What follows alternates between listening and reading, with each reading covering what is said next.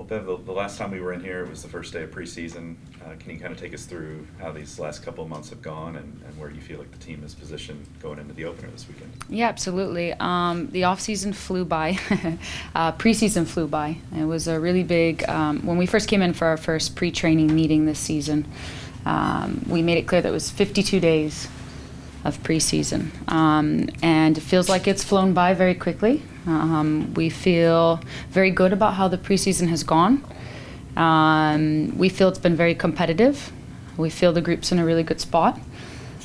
We've had some nice NWSL competition throughout preseason on top of opportunities to play U of L locally in the Boys Academy. So we're feeling really good. We feel we are in a good spot leading into opening weekend. We're incredibly excited that opening weekend will be here at home for us, in front of our home crowd at our home stadium. Yeah, we want to just continue to be who we know we are, continue to do what we know we can accomplish this season, and take it step by step throughout the process. So yeah, just really excited to be home. Saw the news last week, Aaron Wright, captain, Janine, co-captain. Can you speak to those decisions? I know it was a vote by the team, but just what you think of your leadership this season and maybe the points of emphasis where you want to see the team improve. Absolutely. I think I've been very vocal and very open in my self-reflection as a head coach post last season, was taking opportunities to build more relationships with the players, being collaborative in spaces that I felt would be really important for the club to have collaboration in. One of those things being the leadership group, and bringing in a leadership group this season and what that looked like for us as a group. So we were very collaborative in essentially what they would be responsible for, what they represent, what the purpose of that group would be, and worked with the players on that type of layout, and then had a voting process put in place. So yeah, we just feel very good about that. This is the first season we've done something of that sort, and obviously they have elected Aaron Wright as captain, and Janine Sonis as co-captain. So yeah, we just the leadership group as a whole, and obviously phrasing that in a way that everybody's a leader in their own ways within the group. They may lead one person, they may lead themselves, they may lead two people, but these people have been voted in by the group, and these people have been voted to lead the group. So yeah, very excited for this to be in place, and very excited what it could mean for the team this season. Very excited for the foundation that we've laid out here early on. Again, on self-reflection from last season, what we've put in here early on, from a culture standpoint, some non-negotiables we've brought into the group. We feel very good about kind of where we're at as a group, holding each other accountable through these early first few weeks. And yeah, excited for the weekend. Excited for the weekend. It feels like culture is a big thing, just having the whole staff return, having the team return. When you look at last season and some of those areas where you felt short, I mean, do you feel like that can be fixed by mentality and culture versus trying to make that splashy off-season signing? Do you feel like the togetherness of the group is what can make you guys better this season? Yeah, and I think when I talk about a self-reflection as a head coach and I talk about building relationships with players, I think one of the big things here in preseason was bonding activities, interactive activities. So a majority of our pre-training meetings had some sort of interactive activity. To connections, I'm sure some of you have played that game before, where you're trying to find four words, what they mean, how they come together. So spreading out sheets of paper across the room and everybody trying to find their group. Oh, okay, this is mine. Oh, this is. So we've played different things to up to 3 truths and a lie. I know it's 2 truths and a lie, but we added the extra one in to understand each other, to learn more about each other. I'm a big believer in if you know a little bit more about somebody, you go the extra mile for somebody. And yeah, we've worked a lot on that this preseason to continue to build the relationships with one another, so that out on the pitch you're going that extra mile because you know a little bit more about that person off the pitch.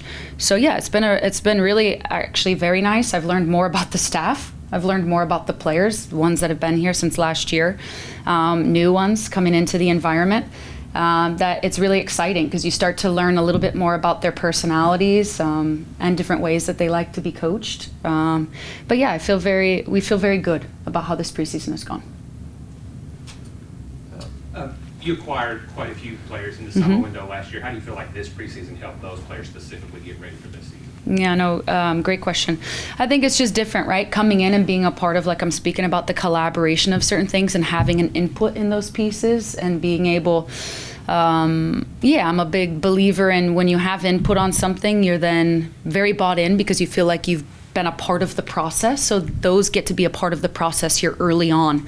Build relationships. It's not game after game right away. It's preseason. It's training. Everybody's in the learning phase together.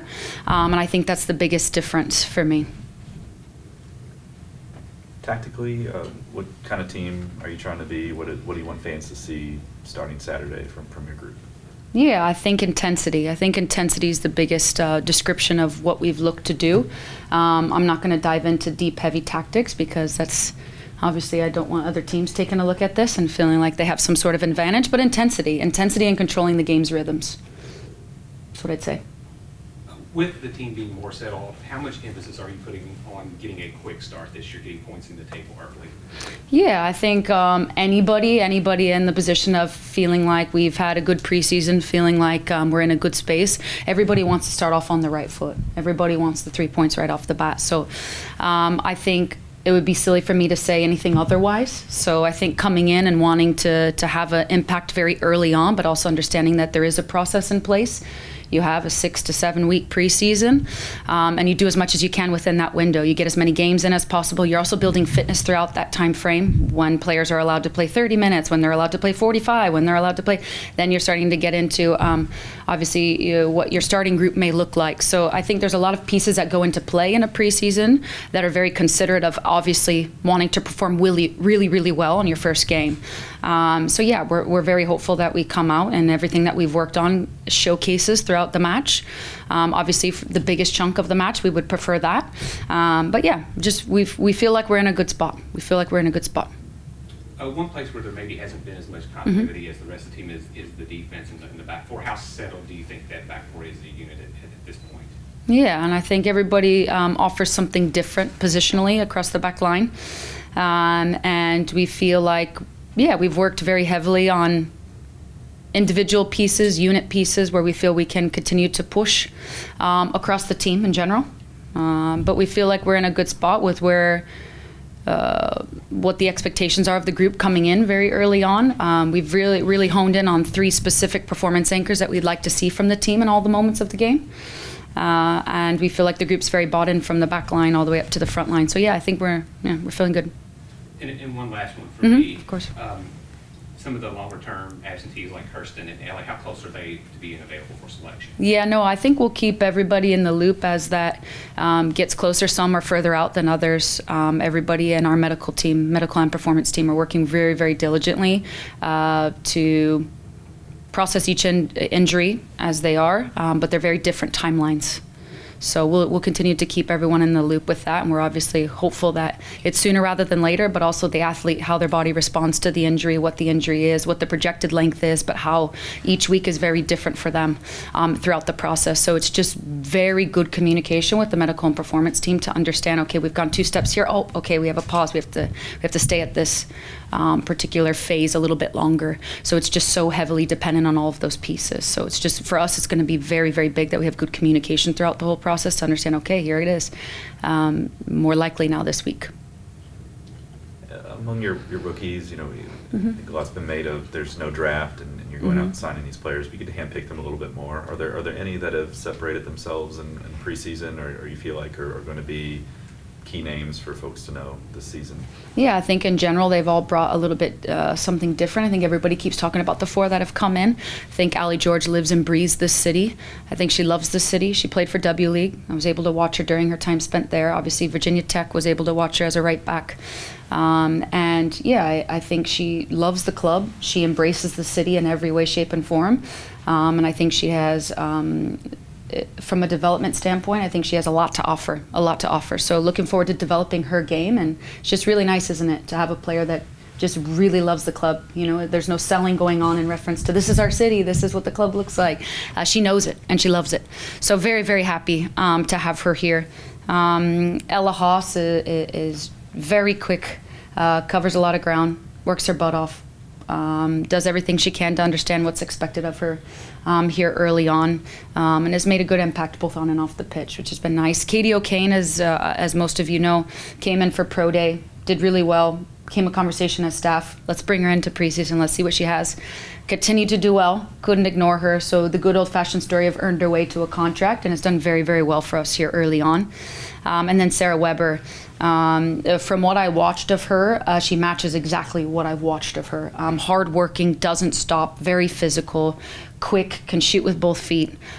She is just a menace on both sides of the ball. So yeah, just all excited for them and for very different reasons, but very happy with what they've contributed to this group here early on.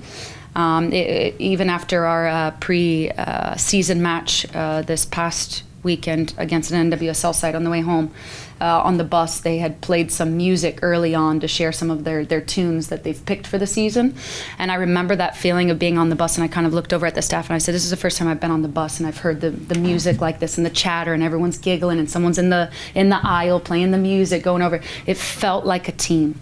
And it was a really exciting point for us, knowing that this weekend is our opening weekend and that's where the group's at. I think something that small can kind of show you exactly how we feel we were at culturally. Do you have any from the Zoom? Paul just asked, what were the tunes?